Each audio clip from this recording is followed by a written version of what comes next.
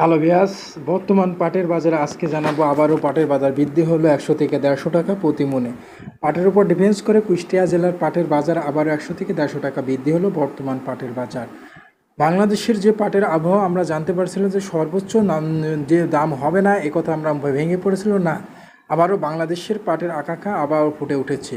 কারণ আমরা যে জেলায় যাচ্ছি, যদিও আমরা যে জমিনে পাট বুনে নিই এটা সাধারণ স্বাভাবিক কথা, আমরা জানতে পারছি যে 10 থেকে 15% করে পাট আছে জমিনে, আর বাদবাকি আছে শশা কুষ্টিয়া জেলা, আর বাদবাকি ধনচা আর মরিচ আর অন্যান্য ফসলে নিয়োজিত আছে।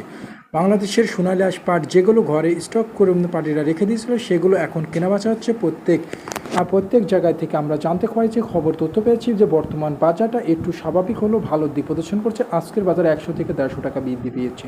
বর্তমানে আজকে গাড়ি লোড হলো যে কুষ্টিয়ার যে বাজারটা ছিল 2250, সেটা 2400 টাকা আজকে গাড়ি লোড হয়েছে। আজকে 2250 থেকে 2400 টাকা গাড়ি লোড হয়েছে। আমরা বর্তমান জানতে পারছি আজকে 2400 টাকা গাড়ি লোড হয়েছে। বর্তমান পাটের বাজার বৃদ্ধি হয়েছে এবং বাংলাদেশের ফরিদপুরেও পাটের উপর ডিপেন্ড করে পাট বৃদ্ধি হয়েছে। আমরা জানি আনাচে কানাচে যদিও পাট না বনে এবং দেশের পাটের সহযোগিতা এবার ঘাটতি হবে পাটের। বাংলাদেশের সব কিছু যখন ঘাটতি অনুযায়ী দেখতে পারি, আমরা অবশ্যই দেখতে পারবো এবার পাটের ঘাটতি বাংলাদেশে 2020 সালের মতন আবারও দেখা দিবে। এবার আশা আকাঙ্ক্ষা করা যায় 2025 সালে। কারণ বাংলাদেশের কোনো জেলায় পাট নাই বললেই চলে, কারণ ধনচি এবং কি অন্যান্য সবজি জাতীয় ফসল ফলাচ্ছে সাধারণ চাষিরা।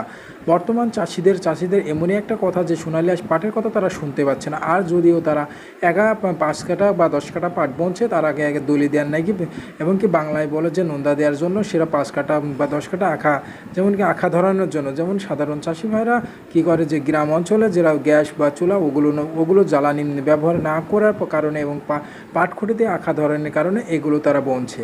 বর্তমান পাটের বাজার আবারও বৃদ্ধি হবে বা হচ্ছে এই কথা আমরা বলছি আপনাদের মাঝে। এবং কি সাধারণ বাংলাদেশের যে কলকারখানাও আছে সেখানেও পাট পাচ্ছে না বলে জানাচ্ছে। এবং কি পাট পাচ্ছে না বললে ভুল হবে, কিন্তু পাট যাগুলো স্টক আছে সেগুলো পাচ্ছে। কারণ বাংলাদেশের তারা জানিয়েছে পাট আমরা ন্যায্য পরিমাণ দাম দিয়ে তুলে নেব। অবশ্যই এবার ন্যায্য পরিমাণ দাম দিয়ে তাদেরকে পাট তুলতে হবে, কারণ পাটের চাহিদা অনেক হবে। কিন্তু বাংলাদেশের কোনো জেলায়, যেমন কুষ্টিয়া জেলায় পাট নাই বললেই চলে। বর্তমান যদিও তারা পাট বুনছে না, অন্যান্য ফসল করছে, না হলেও ভুঁই পরিষ্কারভাবে রেখে দিচ্ছে ধানের আবাদ করার জন্য এবং অন্যান্য আবাদ করার জন্য। বাংলাদেশের যেমন তামাকের দাম যেমন দ্বিগুণ হয়ে উঠলো, এবং কি এবার সোনালী আঁশ পাটের দামও দ্বিগুণ হবে। না হলে বাংলাদেশের কলকারখানা যেগুলো ঝুট মেল আছে, কোটি কোটি টাকা দিয়ে ঝুট মেল তৈরি করেছে, সেই মেলগুলোর কী হবে, বাংলাদেশের সেই মেলগুলোর কী হবে সে সম্পর্কে আপনাদের মাঝে কিছু কথা বলবো। কারণ বাংলাদেশের যে কোটি কোটি টাকা দিয়ে, কোটি কোটি ডলার টাকা দিয়ে যে ঝুট মেলগুলো তৈরি করেছে, তারা বলছে যে আমরা ন্যায্য পরিমাণ দাম দিব। আসলেই দিবে, কিন্তু বিদেশে যদিও পাট রপ্তানিত হয় তাহলে বাংলাদেশে পাট পাবে না বললেই চলে। আর বাংলাদেশে যদিও পাটের চাহিদা যদি না থাকে তাহলে মনে করবেন যে বিদেশি পাট কোনো রপ্তানিত হচ্ছে না, এবং কি বিদেশি পাট রপ্তানিত করছে না, দেশে যেগুলো আছে এগুলো নিয়েই চলছে। বাংলাদেশের বিদেশে যদিও পাট রপ্তানিত করে তাহলে পাটের দাম আবারও দ্বিগুণ বাড়বে। এখন বর্তমান পাটের জামার প্রত্যেক দিন বাড়ছে এবং কি বাড়তেই থাকছে। আমরা জানতে পারছি আবারও পাটের দাম ভালো হবে এবং কি ভালোর দিকে চলছে। এবং সাধারণ চাষি ভাইরা বলছে আমাদের ঘরে পাট নাই, এখন পাটের দাম হইলে কি না হলে কি, এ কথা জানাচ্ছে সাধারণ চাষি ভাইরা। আর বড় বড় বিজনেসম্যান ভাইরা বলছে আমরা ব্যবসায় মরে যাচ্ছি, আমাদের কোনো দাম পাচ্ছি না, আমরা যদিও 3 বছরের পাট ঘরে রাখছি তবু আমাদের দাম নাই। বড় বড় বিজনেসম্যান ভাইরা বলছে যে খালি আমরা যদি আমাদের নামে কাটে যাচ্ছে, কিন্তু আমরা দ্বিগুণ হারে লস খাচ্ছি, এ কথা জানাচ্ছে বড় বড় বিজনেসম্যান ভাইরা।